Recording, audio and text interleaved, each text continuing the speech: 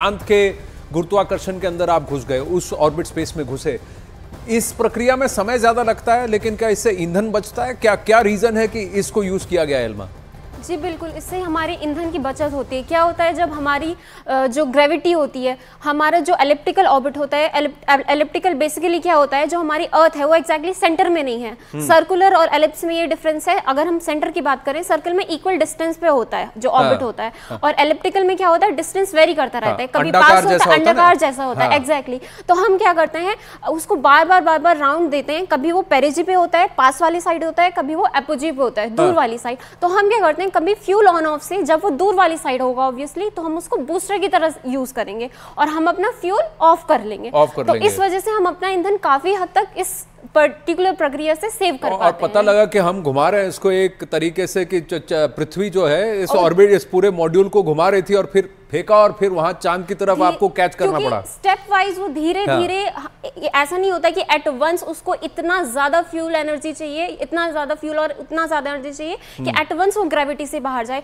वो step by step जाता है। तो स्टेप बाय स्टेप जा रहा है, तो एक तो वो फैक्टर है। सेकंड फैक्टर ये है कि उसने धीरे धीरे उसको सेपरेट किया है और ऑन ऑफ इंजन हुआ है। तो हमारी फ्यूल एफिशिएंसी, हमारी जो एक पाथ है वो बहुत अच्छे से। तो ये धीरे धीरे एलिप्टिकल ऑर्बिट 4-5 ऑर्बिट पृथ्वी के मारने के बाद 5 ऑर्बिट्स होती है और उसके बाद फिर वो चांद की तरफ मल्टीपल राउंड्स होता है। फिर वो चांद की तरफ गया। अब चांद में, जहां पृथ्वी से हम दूर जा रहे थे, यहां पर ये फिर धीरे धीरे चांद के पास गया योगेश।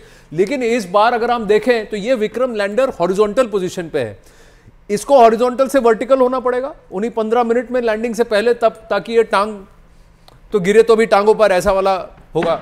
क्या कहना है आप? तो जो हम कहते हैं आखिरी का 15 मिनट्स ऑफ टेरर, उस 15 मिनट्स ऑफ टेरर का सबसे क्रूशियल पॉइंट जिसको हम कहते हैं, जैसे हम हॉरिजॉन्टल ये इसका वर्टिकल हो जाना, इसको वर्टिकल करना अपने आप में चैलेंज है। आपको सारे बूस्टर्स एकदम सही समय पे सही टाइम के लिए फायर करने, इस तरीके से कि उसका ओरिएंटेशन 0 से वर्टिकल हो और वर्टिकल ही उसको हम लैंड करवा पाए। अगर इसमें इस बार इसरो ने एक बहुत अच्छी चीज करी है कि अगर ये एग्जैक्टली वर्टिकल ना होके थोड़ा बहुत डेविएशन रह जाता है 1 डिग्री 2 डिग्री का, तो भी ये सेफली लैंड कर सकता है। सेफली लैंड कर सकता है। टांगों को थोड़ा ज्यादा वर्कआउट दिया है, मजबूत किया गया है। और कुछ इसमें एक्स्ट्रा सेंसर्स जोड़े गए हैं ताकि अगर ये थोड़ा बहुत डेविएशन रहता भी है तो ये उसको कंट्रोल कर सकता है। चंद्रयान 2 से मिली कुछ सीख के आधार और देखिए, लेकिन थ्रस्टर्स पिछली बार 5 थे, इस बार 4 हैं।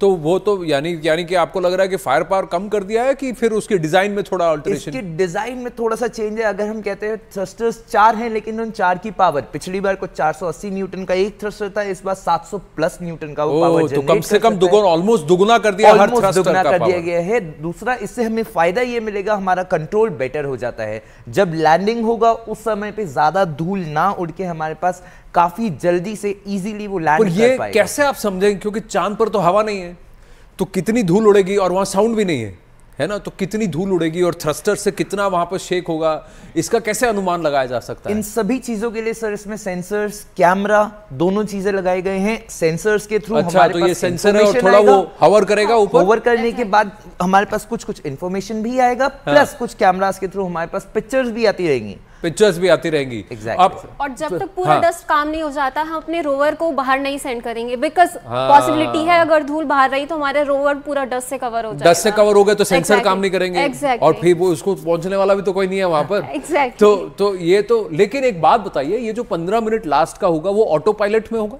क्या विक्रम लैंडर को खुद इसको कैलकुलेट करना पड़ेगा? वो ब्रेन फिर विक्रम ही खुद होगा। तो हमारा लैंडर ही हमारा फिर ह्यूमन बन जाएगा। फिर हमारी बस में कुछ नहीं होगा, सब कुछ वही डिसाइड करेगा। सब कुछ वही डिसाइड करेगा। बिल्कुल। अब प्रज्ञान रोवर में क्या खासियत है? इस बार कहा जा रहा है कि प्रज्ञान रोवर को भी पिछली बार से ज्यादा उसको लेस किया गया, क्योंकि एक चीज मैंने नोट की कि इस बार हमारा प्रोपल्शन मॉड्यूल है, विक्रम लैंडर है और प्रज्ञान रोवर है, ऑर्बिटर गायब है, लेकिन वजन वही, पेलोड जो था पिछली बार से थोड़ा ज्यादा है। 3.9 टन था, 4 टन का पेलोड है, 3.9 टन से। तो वजन ज्यादा क्यों है?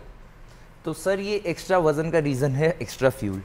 एक्स्ट्रा फ्यूल हमारे लैंडर यूनिट को, प्रोपल्शन यूनिट को और रोवर तक को चलाने के लिए इतना एक्स्ट्रा फ्यूल रखना, ताकि अगर हमारे पास कोई भी इमरजेंसी सिचुएशन होता है, हम उस एक्स्ट्रा फ्यूल को यूज करके अपने लैंडर को, जैसे हम कहते हैं हमने एक बैकअप डेट भी चूज किया है, तो आपको अगर फिर से अपने लैंडर को उठाना है, फिर उसको मूव करवाना है 4 दिन, तो उसको कुछ फ्यूल चाहिए।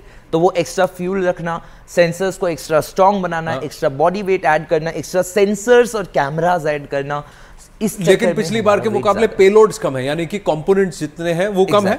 इस बार ऑर्बिटर नहीं है, पिछली बार ऑर्बिटर था, इस बार प्रोपल्शन मॉड्यूल है। हाँ, सेम थिंग। Same thing. तो ये बातें हैं। प्रज्ञान रोवर जब लैंड कर, लेकिन उससे पहले ये जो टांगे हैं ना, 4 टांगे, उन 4 टांगों पर लैंड करना सबसे ज्यादा इंपॉर्टेंट हो जाता है। वापस हम योगेश और इल्मा से भी बात करेंगे, लेकिन जरा चलते हैं। सबीना तमंग हमारे साथ बेंगलुरु से स्पेस कमांड सेंटर से जुड़ रही हैं, दीपक बिष्ट नोएडा के एपीजे स्कूल से जुड़ रहे हैं, प्रियंका कांडपाल हमारे साथ दिल्ली के नेहरू तारामंडल यानी नेहरू प्लानिटेरियम से जुड़ रही हैं, भोपाल से हमारे सहयोगी मनोज शर्मा साइंस सेंटर से जुड़ रहे हैं। कब स्कूल के बाद साइंस सेंटर की ओर, प्लानिटेरियम की ओर आपने चहलकदमी की है? कुछ स्कूल की यादें ताजा हो रही है? भोपाल से दिल्ली की ओर आते हैं, सबीना तो इसरो के बाहर हैं, वहां तो सारे साइंटिस्ट अंदर होंगे, आप अकेली बाहर हैं। सबीना, इस बार आपसे मैं बात करता हूं, लेकिन पहले मनोज शर्मा से जुड़े। मनोज भैया, स्कूल की याद आ गई? साइंस सेंटर का कितना याद है? मैं आपको आज भोपाल मैं भोपाल आपको बुलाना चाहूंगा, क्योंकि मैं पीछे आपको जो दिखा रहा हूं ये है सेल्फी पॉइंट। इतना क्रेज कि चंद्रयान 3 के साथ सेल्फी लेने के लिए यहाँ पर बाकायदा इस सेल्फी पॉइंट पर लोग आ रहे हैं। और एक सेल्फी मैं अपनी ले लूं पहले।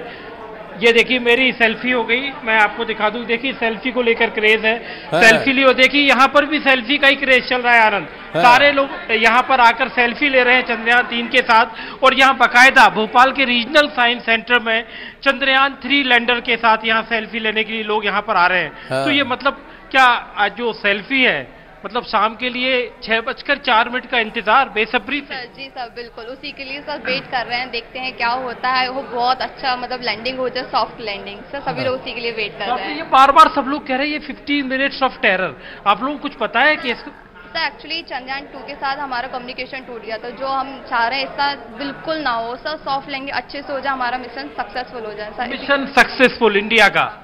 यस सर, पूरे देशवासियों की नजर है हम पर, और हम चाहते हैं कि हमारा चंद्रयान 3 जो है वो अच्छे से लैंड हो। इनसे मनोज इनसे पूछिए क्या ये आंख बंद कर करके सड़क पर कार चला सकते हैं?